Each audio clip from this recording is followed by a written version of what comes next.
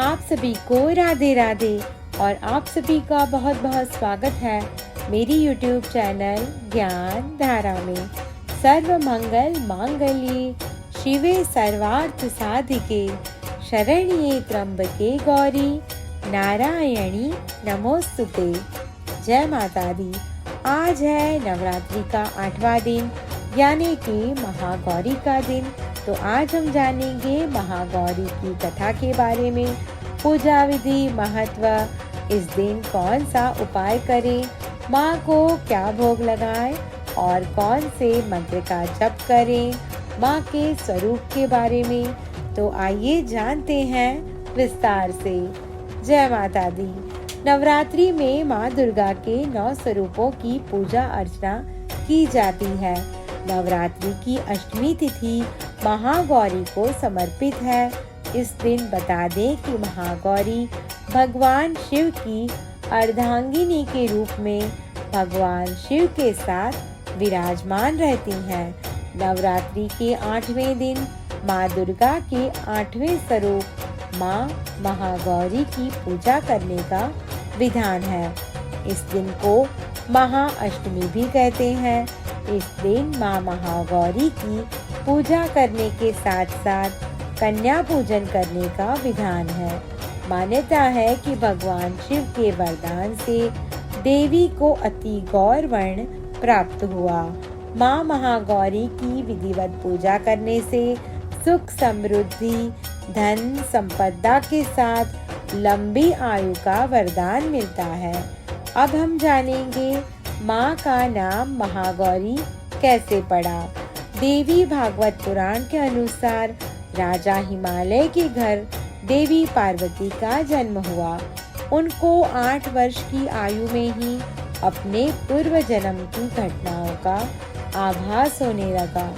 तब से ही उन्होंने भगवान शिव को अपने पति मान लिया और उनको प्राप्त करने के लिए तपस्या शुरू कर दी। तपस्या के दौरान एक वक्त ऐसा भी आया कि माँ केवल कंद मूल, फल और पत्तों का आहार करने लगी। बाद में माँ ने केवल वायु पीकर ही तप करना आरंभ किया। माँ की तपस्या से प्रसन्न होकर भगवान शिव ने उनको गंगा स्नान करने को कहा। जैसे ही माता पार्वती गंगा स्नान करने गई, तब देवी का एक स्वरूप श्याम वर्ण के साथ प्रकट हुआ जो कौशिकी देवी कहलाई। दूसरा स्वरूप चंद्रमा के समान प्रकट हुआ जो महागौरी कहलाई। माँ महागौरी अपने हर भक्त की मनोकामना पूर्ण करती है और सभी समस्याओं से मुक्त करती है। अब हम जानेंगे माँ महागौरी के स्वरूप के बारे में। माता दुर्गा के 9 स्वरूपों में 8वें दिन अष्टमी देवी का है। माता महागौरी। अष्टमी तिथि पर देवी महागौरी की पूजा की जाती है। महागौरी माता पार्वती का एक स्वरूप है। नाम से प्रकट है कि इनका रूप पूर्णतः गौर वर्ण है। इनकी उपमा शंख, चंद्र और कुंद के फूल से दी गई है। अष्टवर्षा भवेद गौरी यानी इनकी आयु 8 साल की मानी गई है। इनके सभी आभूषण और वस्त्र सफेद हैं, इसलिए उन्हें श्वेतांबर धरा भी कहा गया है। 4 भुजाएं हैं और वाहन वृषभ है, इसलिए वृषारूढ़ा भी कहा गया है। इनके ऊपर वाला दाहिना हाथ अभय मुद्रा में है तथा नीचे वाला हाथ त्रिशूल धारण किया हुआ है। ऊपर वाले बाएं हाथ में डमरू धारण कर रखा है और नीचे वाले हाथ में वर मुद्रा धारण की हुई है। अब हम जानेंगे नवरात्रि की दुर्गा अष्टमी तिथि का महत्व। अष्टमी के दिन ऐसा मुहूर्त होता है जबकि संधि पूजा होती है। अष्टमी और नवमी तिथि के संधि का समय संधि काल कहते हैं। संधि पूजा करने से अष्टमी और नवमी दोनों ही देवियों की एक साथ पूजा हो जाती है। इस पूजा का खास महत्व माना जाता है। पौराणिक कथा के अनुसार इस मुहूर्त में देवी चामुंडा चंड एवं मुंड नामक 2 राक्षसों का वध करने हेतु प्रकट हुई थी। ये तिथि बुराई पर अच्छाई की विजय का प्रतीक है, इसलिए इसे महत्वपूर्ण माना गया है और महाअष्टमी कहा जाता है। भगवती महागौरी की आराधना सभी मनोवांछित कामनाओं को पूर्ण करने वाली और भक्तों को अभय रूप व सौंदर्य प्रदान करने वाली है।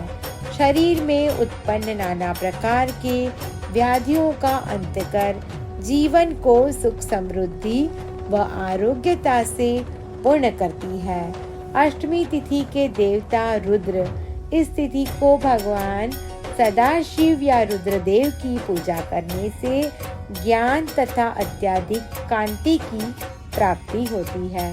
इससे बंधन से मुक्ति मिलती है। हम जानेंगे दुर्गा अष्टमी की पूजा विधि के बारे में। महाअष्टमी के दिन स्नान के बाद माँ दुर्गा का षोडशोपचार पूजन करें। महाअष्टमी के दिन माँ दुर्गा के 9 रूपों की पूजा की जाती है, इसलिए इस दिन मिट्टी के 9 कलश रखें और देवी दुर्गा के 9 रूपों का ध्यान कर उनका आवाहन करें। अष्टमी के दिन कुल देवी की पूजा के साथ ही माँ काली, दक्षिण काली और भद्रकाली महाकाली की आराधना की जाती है। माता महागौरी अन्नपूर्णा का रूप है। इस दिन माता अन्नपूर्णा की भी पूजा करें, इसलिए अष्टमी के दिन कन्या भोज और ब्राह्मणों को भोजन कराया जाता है। खीर, मीठा हलवा, मिष्टान, घेवर, घी, शहद, तिल और गुड़ माता को अर्पित करें। यदि अष्टमी को पारणा कर रहे हैं तो विविध प्रकार से महागौरी का पूजन कर, भजन कीर्तन कर उत्सव मनाया जाता है।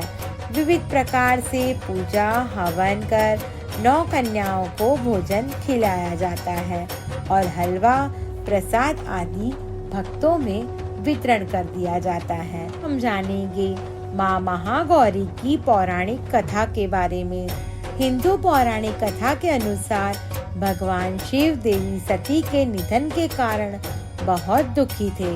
वे बहुत ही गहन समाधि में चले गए। सभी देवताओं ने उनसे अपनी समाधि तोड़ने की बहुत प्रार्थना की, लेकिन भगवान शिव ने समाधि से बाहर आने से इनकार कर दिया और कई वर्षों तक अपनी समाधि में ही बैठे रहे। इस बीच तारकासुर नाम का एक राक्षस स्वर्ग में अशांति पैदा कर रहा था। तब देवताओं ने माँ दुर्गा की पूजा की और उनसे राक्षस को हराने का उपाय पूछा। तब देवी दुर्गा ने कहा कि जब देवी सती का दूसरा जन्म होगा, वो भगवान शिव को उनकी समाधि से बाहर लेकर आ जाएंगी। उसके बाद उनका शिव से विवाह होगा।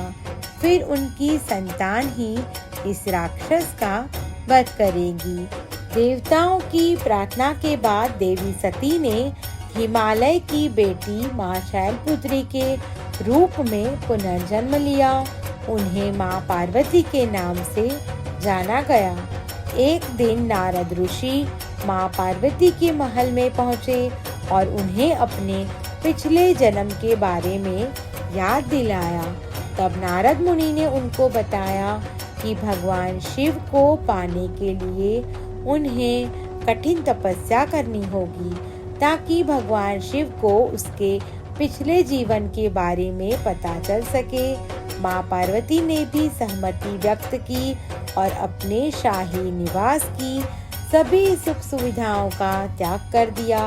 वह एक जंगल में गई। वहां पर तपस्या करते हुए कई हजारों साल बीत गए, लेकिन माँ पार्वती ने हार नहीं मानी। उन्होंने ठंड, बारिश और तूफान सभी मौसम में लगातार तपस्या करती रही। कुछ समय बाद उन्होंने अन्न और जल त्याग दिए, जिसकी वजह से उनका शरीर बहुत ही कमजोर हो गया। अत्यधिक तपस्या के कारण माँ पार्वती ने अपनी सारी शक्तियाँ खो दी। अंत में भगवान शिव उनकी तपस्या से प्रसन्न हुए। उन्होंने अपनी दिव्य शक्ति से यह भी जान लिया कि वे देवी सती का पुनर्जन्म है। सब कुछ जानने के बाद भगवान शिव और माता पार्वती से शादी करने को तैयार हो गए। माँ पार्वती अधिक तपस्या की वजह से बहुत ही दुर्बल हो गई थी, इसलिए भगवान शिव ने उनका श्रृंगार किया। भगवान शिव ने अपने बालों से गंगा के पवित्र जल से, माँ पार्वती ने गंगा के पवित्र जल से स्नान किया। इस पवित्र जल ने माँ पार्वती के शरीर से सभी अशुद्धियों को धो दिया और वह अपनी शक्ति और तेज को दोबारा पा लिया। माँ दुर्गा के इसी रूप को महागौरी के नाम से जाना जाता है। अब हम जानेंगे माँ महागौरी को भोग में क्या लगाएं। अष्टमी तिथि के दिन माँ महागौरी को नारियल या नारियल से बनी चीजों का भोग लगाएं। भोग लगाने के बाद नारियल को ब्राह्मण को दें और थोड़ा सा प्रसाद भक्तों में बांट दें। जो जातक आज के दिन कन्या पूजन करते हैं वह हलवा, पूड़ी, सब्जी और काले चने का प्रसाद माता को भोग में लगाएं और फिर कन्या पूजन करें। कुछ लोग नवमी के दिन कन्या पूजन करते हैं, लेकिन अष्टमी के दिन कन्या पूजन करना श्रेष्ठ माना गया है। कन्याओं की संख्या 9 हो तो अति उत्तम, नहीं तो 2 कन्याओं के साथ भी पूजा की जाती है। भक्तों को माता की पूजा करते समय गुलाबी रंग के वस्त्र पहनने चाहिए, क्योंकि गुलाबी रंग प्रेम का प्रतीक है।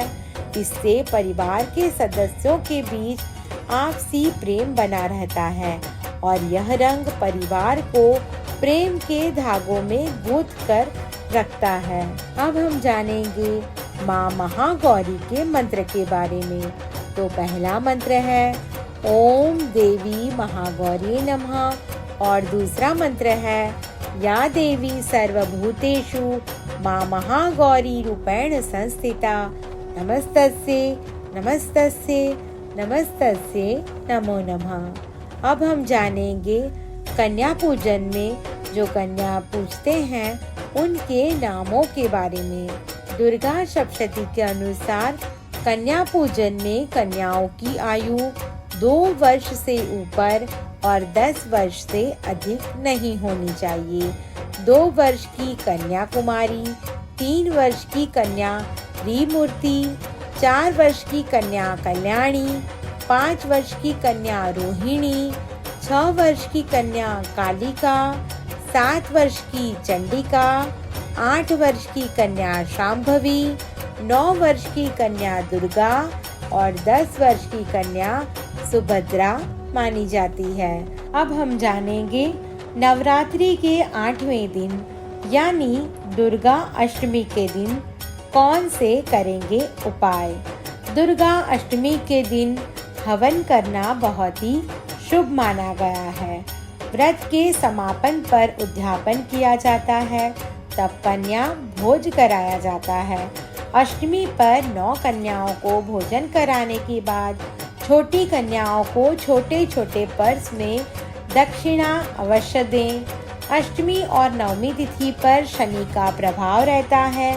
इस दिन माता की अच्छे से आराधना करने से शनि के प्रभाव से माता रक्षा करती है। इस दिन सुहागन स्त्री को चांदी की बिछिया, कुमकुम से भरी चांदी की डिबिया, पायल, अम्बे माता का चांदी का सिक्का और अन्य श्रृंगार की सामग्री भेंट करें।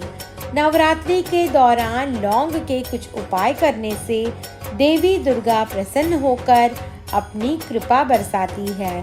पूजा करते समय उन्हें लौंग अर्पित करें और माता के समीप कपूर जलाकर उनकी आरती करें।